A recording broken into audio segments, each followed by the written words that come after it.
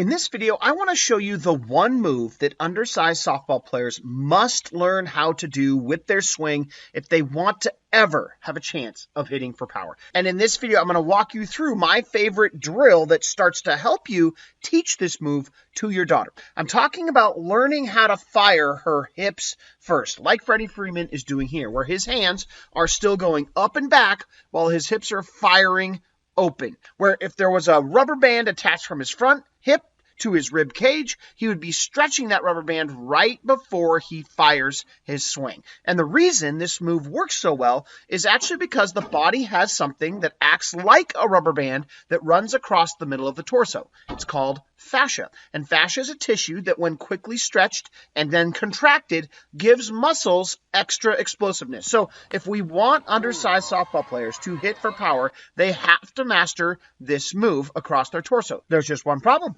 Trying to tell a kid how to fire their hips is like trying to explain to someone what chocolate ice cream tastes like who's never had chocolate ice cream. It'd be pretty hard to do, right? Because the only way to really know what chocolate ice cream tastes like would be to have actually experienced chocolate ice cream. So to help give your daughter the experience of what it's supposed to feel like to fire her hips first, what we do is we like to start by taking a bat sensor and measuring how many G-forces a girl can create from their normal swing. And after testing thousands of girls that have come through our facility, what we now know is that if a girl fires her hips first, she will be able to create over 8 G-forces using a bat sensor to measure it. But because most girls don't do this move well, they're usually only able to create 2 or 3 G-forces in their swing. So we do that first to take a baseline measurement of where your daughter is at. Then if she's generating less than 8 G-forces, which by the way, like there's a 98% chance your daughter can't generate 8 because only 1 or 2 out of 100 girls that take this test can pass this test and generate over 8. What we then do is a quick demonstration to help put their body in the position so they get to feel what it's supposed to like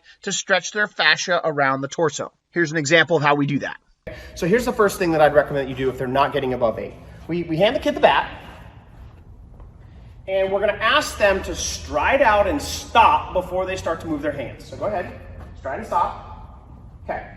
Then what I like to do is I like to say, I'm going to hold your hands, try to swing the bat and pull it out of my hands. Go. So stop. Look at the direction of her belly button is pointed right at the camera. Okay? Then what I will do is I will say, okay, give me the bat. And I'm going to stride and stop. Hold my hands. Don't let me swing the bat.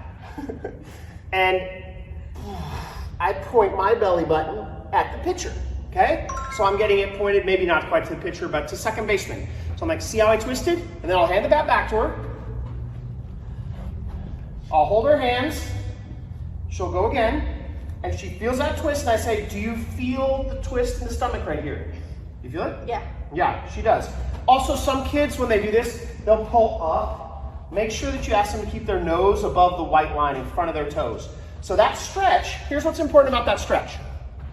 We're supposed to feel that stretch right at the top where our hands are coming up, and our hands are supposed to be coming up as our belt is opening while the hands are coming up, and that creates that stretch. So after we've shown girls what stretching their torso in the swing is supposed to feel like, we like to put them in a drill called Big Poppy, where we'll actually be measuring how fast they fire their hips with a bat sensor. The faster they fire their hips, the more G-forces they'll create. And we do this a little bit differently than most people. What we like to do is put the athlete in the completely opposite position that we eventually want them to be in, where their chest is pointing towards the pitcher and their belt buckle is pointing towards the catcher. And we do this because from this position, the athlete knows without a shadow of a doubt, no matter how good or bad of a coach you are, without having to tell them anything, that if they want to hit the ball, they will need to pull their hands backwards while their hips are going forwards. And when we force the athlete's upper body to have to go backwards and their lower body to have to go forwards, we force the athlete to get into that position where their torso is stretched. And full speed, this drill looks like this.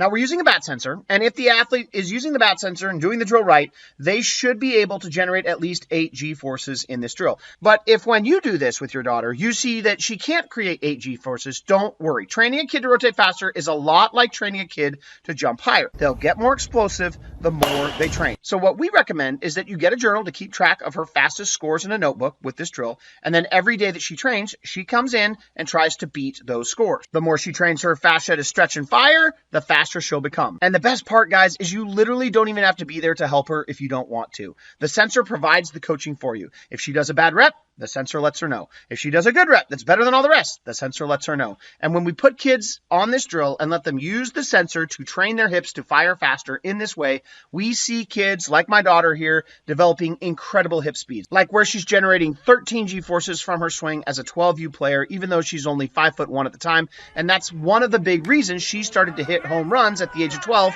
out to the opposite field, because we trained her how to increase her hip speeds. Now, here's the thing.